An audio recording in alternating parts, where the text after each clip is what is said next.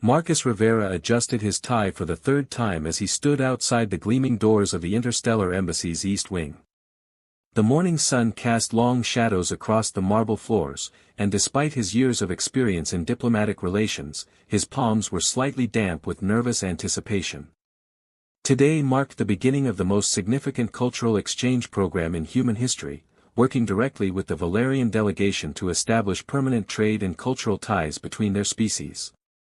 The doors whispered open, revealing a spacious office that seemed to blend human and alien aesthetics seamlessly.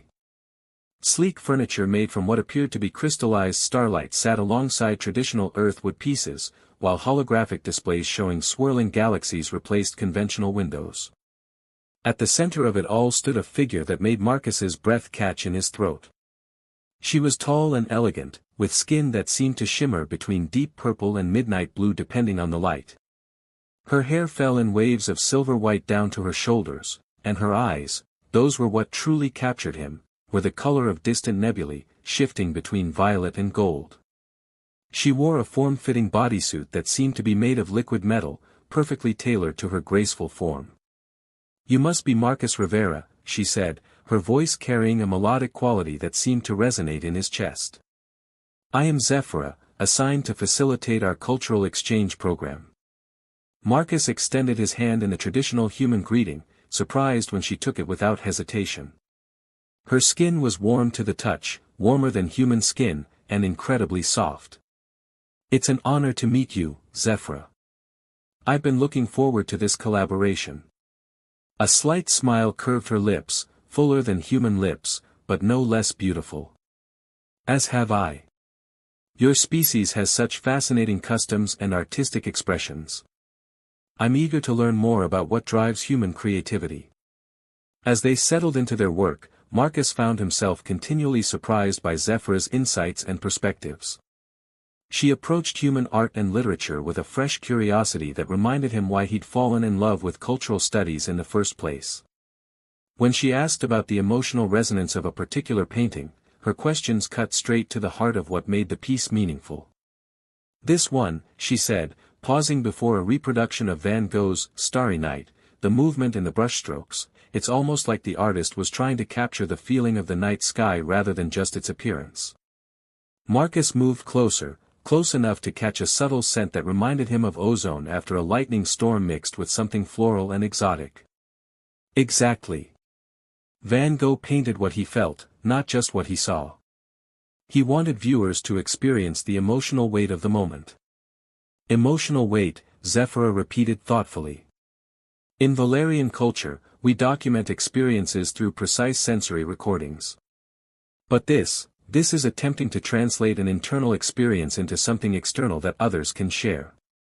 "That's poetry," Marcus said, impressed by her understanding. "You've just described the essence of human artistic expression." Their conversations continued throughout the day, ranging from music to literature to philosophy. Marcus found himself sharing thoughts and ideas he'd never expressed to anyone, drawn out by Zephyra's genuine interest and surprisingly deep understanding of human nature. She, in turn, began sharing glimpses of Valerian culture that went beyond the standard diplomatic briefings. "On my world," she said during a break as they walked through the embassy's garden, "we have crystalline forests that sing when the wind passes through them. Each tree creates a different tone, and together they compose symphonies that can last for days." "That sounds incredible," Marcus said, imagining the alien landscape. "I'd love to experience something like that." Something flickered across Zephyra's expression, so brief he almost missed it. "Perhaps someday," she said softly, but there was a note of sadness in her voice that made him wonder what she wasn't saying. As the weeks passed, their professional relationship deepened into something more personal. They began staying late, continuing their discussions long after the official workday ended. Marcus found himself looking forward to these evening conversations more than anything else in his life. Zephyra had a way of seeing the world that challenged his assumptions and opened his mind to new possibilities. One evening, as they sat in the embassy's observation deck watching Earth's sunset paint the sky in brilliant oranges and purples, Zephyra turned to him with an expression he'd never seen before. "Marcus," she said, her voice unusually hesitant, may I ask you something personal? Of course. When humans form emotional bonds with each other, how do you know when the connection is genuine rather than simply biological compatibility? The question caught him off guard, both for its directness and for the vulnerability he heard beneath it. I think, he said carefully, genuine connection happens when you find someone who sees the world differently than you do, but in a way that complements rather than conflicts with your own perspective. When being with them makes you feel more like yourself than you've ever felt before. Zephyra was quiet for a long moment, her nebula-colored eyes reflecting the dying light. I think I understand, she whispered. The space between them seemed to shrink, and Marcus found himself leaning closer. Zephyra, I have to tell you something. These past weeks, working with you, getting to know you, it's been the most meaningful experience of my life. You're not just beautiful, though you are breathtaking. You're brilliant and thoughtful and kind, and I. She silenced him by placing a finger gently against his lips. Her touch sent electricity through his entire body. I know, she said softly. I feel it too. This connection between us, it's unlike anything I was prepared for. What weren't you prepared for? Marcus asked, sensing there was more to her words. Zephyra's expression grew complicated, shadows of conflict playing across her features. There are things about my nature, about what I am, that you don't understand. Things that might change how you feel about me. Marcus reached up and gently took her hand, intertwining their fingers. Whatever it is, it doesn't matter. What matters is how I feel about you, here, now. And how you feel about me. For a moment, he thought she might pull away. Then she leaned forward and kissed him, soft and tentative at first, then with growing passion. Her lips were warm and incredibly soft, and when she deepened the kiss, he tasted something like honey and starlight. When they finally broke apart, both were breathing hard. Zephyra's eyes had shifted to a deeper purple, and her skin seemed to glow faintly in the twilight. Your quarters or mine? Marcus asked, his voice rough with desire. Mine, she whispered, taking his hand and leading him toward the embassy's residential wing. That night, they discovered that despite their different origins, their bodies fit together perfectly. Zephyra's skin grew warmer under his touch, actually glowing softly in the darkness as their passion intensified. She was responsive and eager, matching his desire with her own, and when they finally came together, it felt like two halves of something larger becoming whole. Afterward, as they lay entwined in her bed, Marcus traced patterns on her luminescent skin while she ran her fingers through his hair. I need to tell you something, Zephyra said, her voice serious. Marcus propped himself up on one elbow to look at her. What is it? Tomorrow, I may not be able to see you for a while. There are protocols I must follow. Reports I must make. About us? She nodded, her expression troubled. About everything. My people monitor many aspects of my interactions here. Marcus felt a chill that had nothing to do with the cool night air. Zephyra, what exactly are you? I mean, I know you're a cultural liaison, but there's something else, isn't there? She was quiet for so long he thought she might not answer. Finally, she spoke, her voice barely above a whisper. I am what my people call a perfect copy, created to fulfill diplomatic functions that are deemed too dangerous or time-consuming for our actual royalty.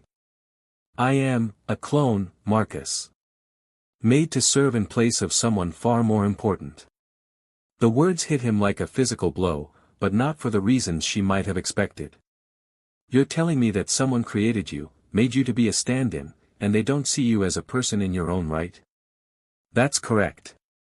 Marcus pulled her closer, fierce protectiveness rising in his chest. Then they're idiots. Because you're not a copy of anyone, you're uniquely, perfectly you. And I'm falling in love with you, not some original you're supposed to represent. Tears, actual tears, began sliding down Zephyra's cheeks, glowing faintly as they traced paths on her dark skin. Marcus, what we've done tonight, it may have consequences neither of us expected. My physiology, combined with yours. We'll face whatever comes, Marcus said firmly, kissing away her tears. Together. As dawn broke over the embassy, neither of them realized that their night of passion had indeed created something unprecedented, something that would change not just their lives, but the relationship between their two species forever. 3 weeks had passed since that transformative night with Marcus, and Zephyra found herself living in a state of constant internal conflict. During the day, she maintained her professional demeanor, conducting cultural exchanges and diplomatic meetings with the same efficiency that had been programmed into her very cells. But beneath the surface, something fundamental had changed. She stood before the mirror in her private quarters, studying her reflection with growing concern. Her skin, normally a consistent shade of deep purple blue, had developed subtle variations in tone that shifted with her emotional state, something that had never happened before. Her hair seemed more lustrous, catching light in ways that made it appear almost alive, and her eyes now held depths that hadn't existed in her original programming. The most alarming change, however, was internal. For the past week, she'd experienced sensations that had no equivalent in her vast database of Valerian experiences. Waves of nausea in the mornings, an increased sensitivity to certain smells, and an inexplicable fatigue that rest couldn't cure. These symptoms, combined with her extensive knowledge of reproductive biology across multiple species, led to a conclusion that should have been impossible. Zephyra activated the medical scanner hidden within her quarters, a device she'd never needed to use before. As the soft blue light passed over her body, she held her breath, hoping her suspicions were wrong. When the results appeared on the holographic display, her legs nearly gave out beneath her. Cellular division in progress. Genetic combination detected, Valerian-human hybrid. Gestation estimated at 3.2 standard weeks. She sank onto her bed, staring at the impossible data. Clones weren't supposed to be capable of reproduction, it was one of the fundamental safeguards built into their genetic structure. They were created to serve, not to create. The fact that she was carrying a child, Marcus's child, defied everything she understood about her own nature. A soft chime at her door interrupted her spiraling thoughts. Zephyra? It's Marcus. May I come in? Panic fluttered in her chest. She quickly dismissed the holographic display and composed herself as best she could. Of course, she called, her voice sounding steadier than she felt. Marcus entered with that warm smile that never failed to make her heart race. He carried 2 cups of the earth beverage they discovered she enjoyed, chamomile tea with honey. You seemed distracted during today's session, he said, settling beside her on the bed. I thought you might want to talk. The simple kindness of the gesture nearly undid her. How could she tell him what she discovered? How could she explain that their night together had created something that shouldn't exist? Marcus, she began, then stopped, unsure how to continue. He set down the teacups and turned to face her fully, his dark eyes filled with concern. Hey, whatever it is, you can tell me. These past weeks, the way you've been pulling back, did I do something wrong? No, she said quickly, reaching for his hand. No, you've been wonderful. Perfect. It's not you, it's me. It's what I am. Marcus's expression grew serious. Zephyra, we've talked about this. What you are is an incredible, intelligent, beautiful woman who I'm falling more in love with every day. The circumstances of your creation don't define you. His words sent a sharp pang through her chest. But they do define what I'm capable of, she whispered. Or what I should be capable of. I don't understand. Zephyra stood and moved to the window, looking out at the embassy gardens where they'd shared so many conversations. The crystalline flowers from her homeworld glowed softly in the twilight, their bioluminescence pulsing in rhythm with her elevated heartbeat. Marcus, what do you know about clone physiology? Not much, he admitted, moving to stand behind her. Why? We're created with specific limitations. Safeguards. One of the most fundamental is that we cannot reproduce, we're essentially sterile. It prevents complications. Marcus was quiet for a moment, processing her words. Okay, but what does that have to do with? He stopped mid-sentence, and she could almost hear the pieces clicking together in his mind. Zephyra? She turned to face him, her composure finally cracking. I'm pregnant, Marcus. 3 weeks along, according to the medical scanner. It shouldn't be possible, but somehow, your human genetics bypassed the safeguards in mine. Marcus stared at her, his face cycling through shock, disbelief, and something that might have been wonder. We're having a baby, she finished, tears beginning to flow down her cheeks. The first human Valerian hybrid ever conceived. For a long moment, neither of them spoke. Then Marcus stepped forward and gently cupped her face in his hands, wiping away her tears with his thumbs. How do you feel about it? He asked softly. The question surprised her. In all her agonizing over the situation, she'd focused on the impossibility, the danger, the complications. She hadn't allowed herself to consider her actual feelings about carrying Marcus's child. Terrified, she admitted. But also, amazed. This life inside me, it's ours, Marcus. Something we created together out of love, not duty or design or political necessity. For the first time in my existence, I've helped create something purely because of choice and emotion. Marcus's smile was radiant. Then we're going to figure this out together, he said firmly. Whatever challenges we face, whatever opposition we encounter, we'll handle it as a team. Zephyra felt some of the crushing weight on her chest lift. You're not angry? Or afraid? Afraid? Yes, absolutely. This is uncharted territory for both our species. But angry? He shook his head. Zephyra, I'm in love with you, and now we're creating a family together. I've never been happier in my life. She threw her arms around his neck, holding him tightly as relief flooded through her.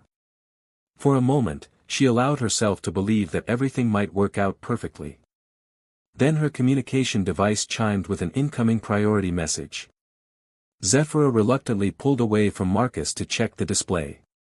Her blood turned cold as she read the sender identification, Queen Thessera herself. What is it? Marcus asked, noting her sudden pallor. A summons, she whispered. The Queen wants to see me. Immediately. Marcus frowned. That's unusual, isn't it? I thought you reported through intermediaries. I do. Direct communication from the Queen only happens when. She trailed off, not wanting to voice her fears. When what? Zephyra met his eyes, seeing her own worry reflected there. When a clone has malfunctioned beyond acceptable parameters. The implications hung between them like a sword. If Queen Thessera had discovered Zephyra's condition, the consequences could be severe. Clones who exceeded their programming were typically recalled and deactivated, their consciousness wiped clean and their bodies repurposed. She can't know already, Marcus said, but his voice lacked conviction. My biometric data feeds continuously to the Royal Medical Center, Zephyra explained. If they've been monitoring my readings. She touched her abdomen unconsciously. The hormonal changes alone would have triggered alerts. Marcus paced to the window and back, his mind clearly racing. Okay, so what are our options? I could go alone, Zephyra said. Face whatever consequences await me and keep you out of it. Absolutely not.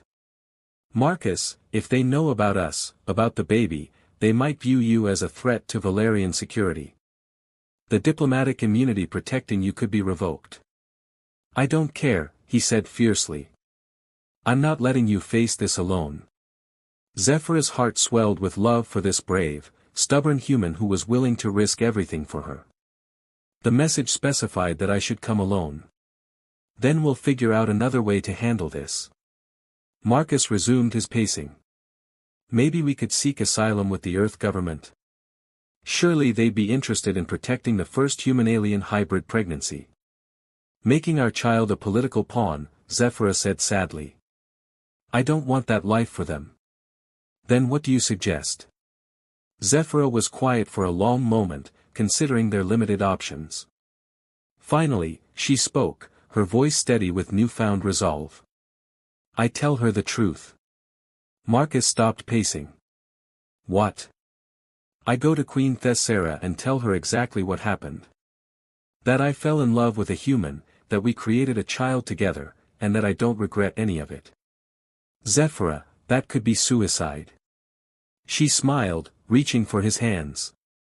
Or it could be the first step toward changing how my people view clones, relationships, and the possibilities of interspecies cooperation. Marcus searched her face, clearly torn between admiration for her courage and terror for her safety. You really think honesty is our best strategy? I think, Zephyra said, pulling him close, that our love has already accomplished something no one thought possible. Maybe it's time to find out what else it can do. As they held each other in the growing darkness, both knew that the morning would bring challenges that could either destroy them or transform everything they thought they knew about the boundaries between species, between duty and desire, between what was programmed and what was chosen. But tonight, they had each other, and the tiny life growing within Zephyra that represented hope for a future neither of them had dared to imagine. Whatever happens tomorrow, Marcus whispered against her hair, I want you to know that loving you, creating this life with you, has been the greatest privilege of my existence. Zephyra closed her eyes, memorizing the feeling of his arms around her, the sound of his heartbeat, the warmth of his love surrounding her like a shield against the unknown. And you, she whispered back, have shown me what it means to be truly alive. Queen Thessera stood at the apex of her private observatory, her form silhouetted against the swirling holographic display of the Valerian star system. Unlike her clone, she wore the full regalia of her office, a flowing gown that seemed to be woven from captured starlight, with a crown that floated just above her silver hair, held in place by electromagnetic fields. Her skin bore the deeper purple hues of pure Valerian nobility, unmarked by the subtle variations that living and feeling had brought to Zephyra's complexion.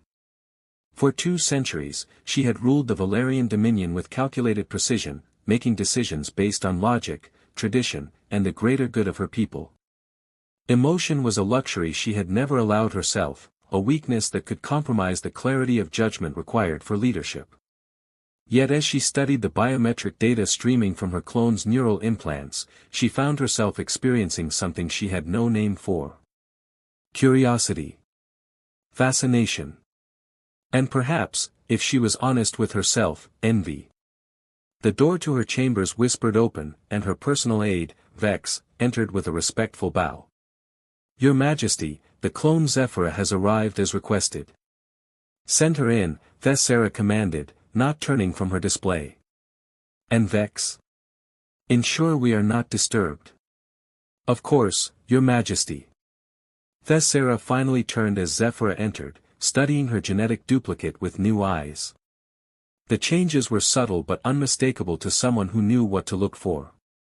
The clone's skin held a warmth that hadn't been there before, her eyes carried depths of experience that went beyond mere programming, and her posture, there was something different about the way she carried herself.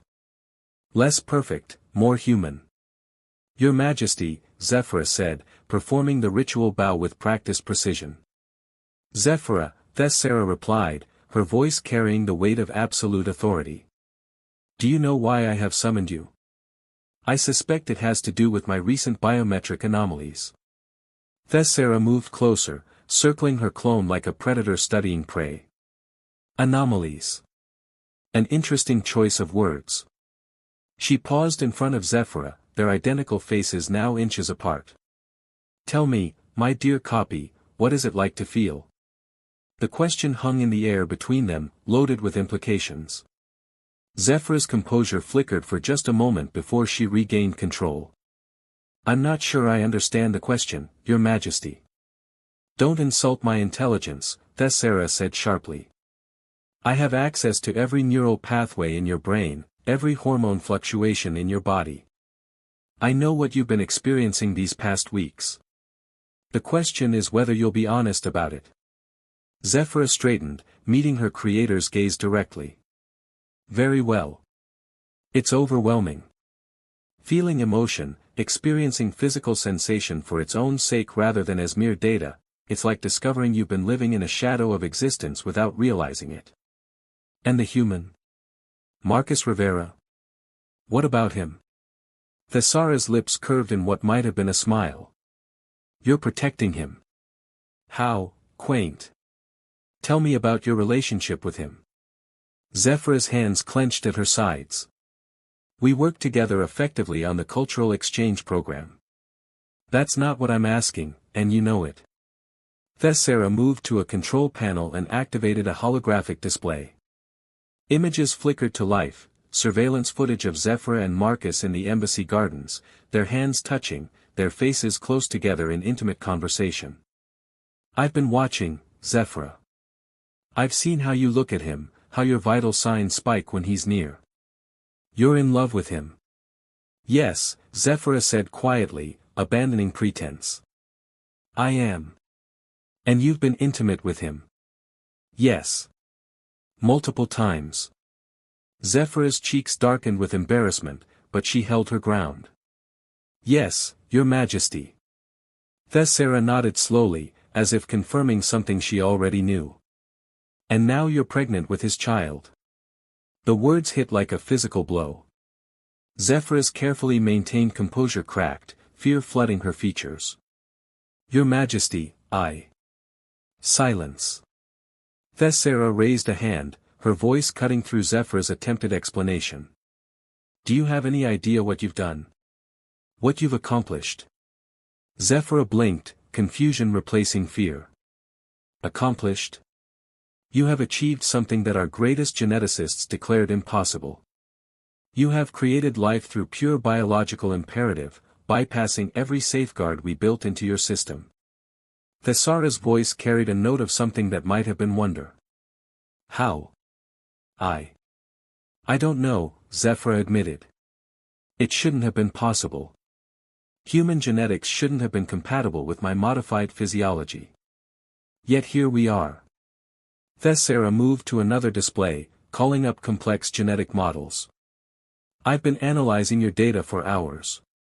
The human reproductive system, it seems, is more adaptable than we anticipated. His genetic material didn't just overcome our safeguards, it rewrote them entirely. Zephyra stared at the swirling DNA helixes on the display. What does this mean for the child? The child, Thessara repeated, her tone shifting to something more contemplative. A true hybrid. Not artificially created like you, but born of natural selection and, what did you call it? Love? Yes. Thessara was quiet for a long moment, studying the genetic projections. I find myself curious about this emotion you've experienced. This love. In all my centuries of rule, I have never allowed myself such diversions.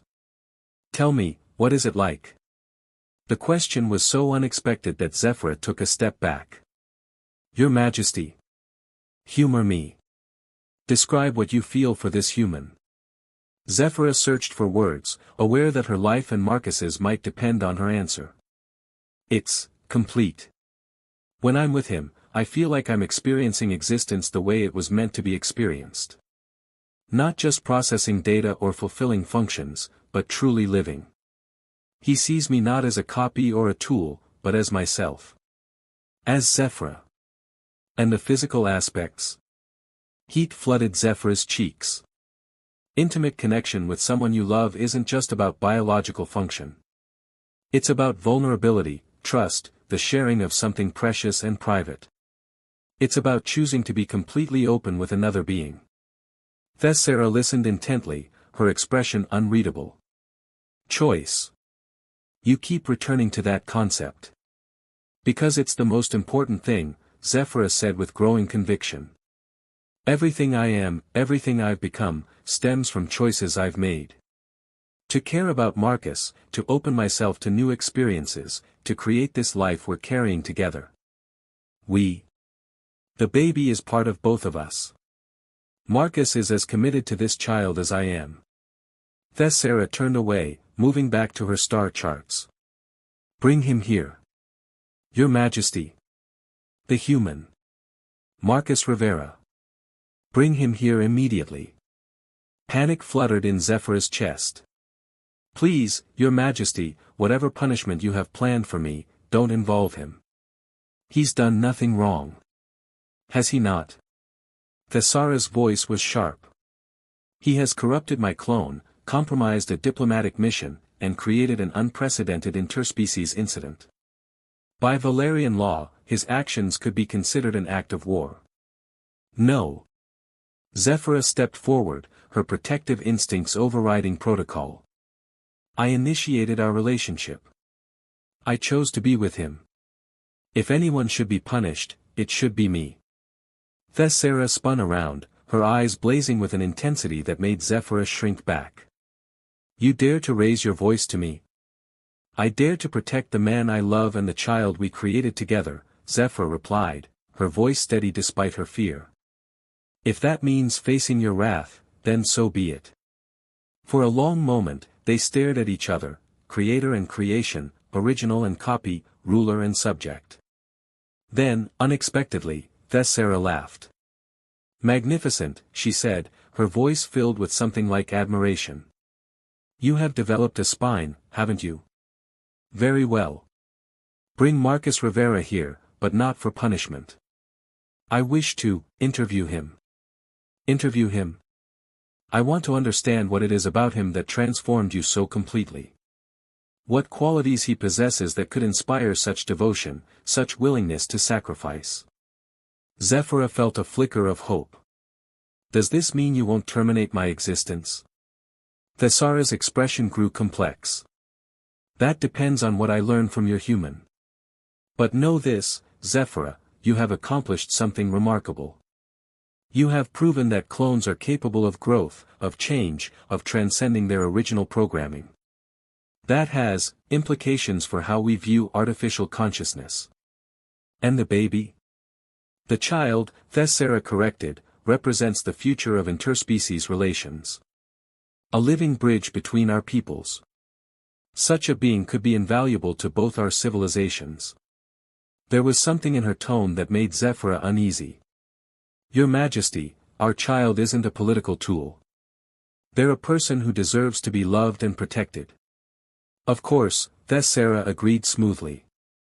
Which is why I intend to ensure they receive the very best care possible. Now, summon Marcus Rivera. I find myself eager to meet the man who has worked such changes in my creation. As Zephyr bowed and turned to leave, she couldn't shake the feeling that while immediate danger had passed, larger challenges lay ahead. Queen Thessara's interest in Marcus and their child might prove to be more dangerous than her anger would have been.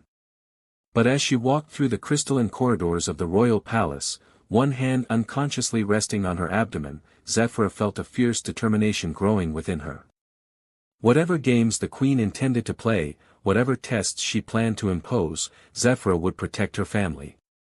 After all, she had learned to choose. And she chose love over duty, truth over safety, and the uncertain future over the programmed past. The question now was whether Marcus would make the same choice when faced with the full weight of Valerian royal attention.